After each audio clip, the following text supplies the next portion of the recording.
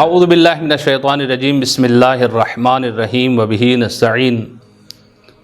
رسول اکرم صلی اللہ علیہ وآلہ وسلم نے ارشاد فرمایا لا الہ الا اللہ تفلحو، کہ لا الہ الا اللہ کہو نجات پا جاؤ گے۔ یقیناً جس طریقے سے ہم نے گزشتہ درس میں عرض کیا کہ ہر شخص کا ایمان ہے پروردگار عالم پر، اور ہر ایک شخص جو ہے وہ یہ یقین رکھتا ہے کہ پروردگار عالم ہر جگہ پر ہے اور ہمیں دیکھ رہا ہے۔ تو یقیناً ہم اپنے چھوٹے بچوں کے لیے عرض کریں کہ ماں کی گود سے لے کر اب تک جو ہم نے یہی سیکھا ہے اللہ ایک ہے اور ہر جگہ ہے، دیکھ رہا ہے۔ اب پروردگار عالم ایک ہے، ہر جگہ ہے اور دیکھ رہا ہے، تو آپ کے پاس کیا دلیل ہے؟ دلیل ہونی چاہیے۔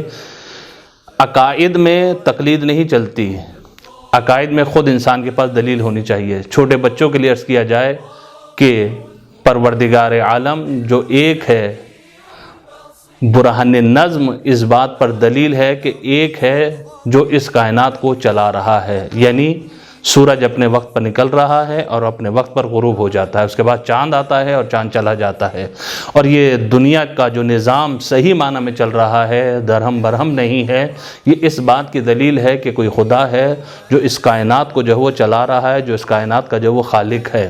اور اسی طریقے سے اگر کوئی یہ کہے کہ پروردگار عالم کا خالق کون ہے، تو اس کے لیے بہترین مثال خود امام نے بیان کی۔ جب امام کے پاس آنے والا آتا ہے اور کہتا ہے کہ آپ کے رب کا خالق کون ہے، تو امام نے کہا میرے رب کا خالق جو وہ کوئی بھی نہیں ہے، میرا رب جو ہے اس نے جو ہے کائنات کو خلق کیا ہے، اس کا خالق کوئی نہیں ہے۔ اس نے کہا مولا یہ کیسے ہو سکتا ہے کہ پروردگار عالم نے تو کسی چیز کو خلق کیا ہو لیکن اس کو کسی نے خلق نہیں کیا؟ تو امام نے فرمایا تو مجھے یہ بتاؤ 3 سے پہلے کیا آتا ہے؟ کہا 2۔ 2 سے پہلے کیا آتا ہے؟ کہا 1۔ کہا 1 سے پہلے کیا آتا ہے؟ کہا کچھ نہیں۔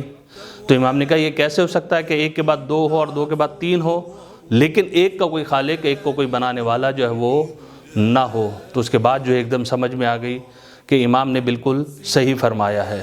یقیناً اس طریقے سے اگر ہم لے کر توحید کو آگے بڑھیں کہ چھوٹی چھوٹی مثالوں کے ذریعے سے توحید کو سمجھیں۔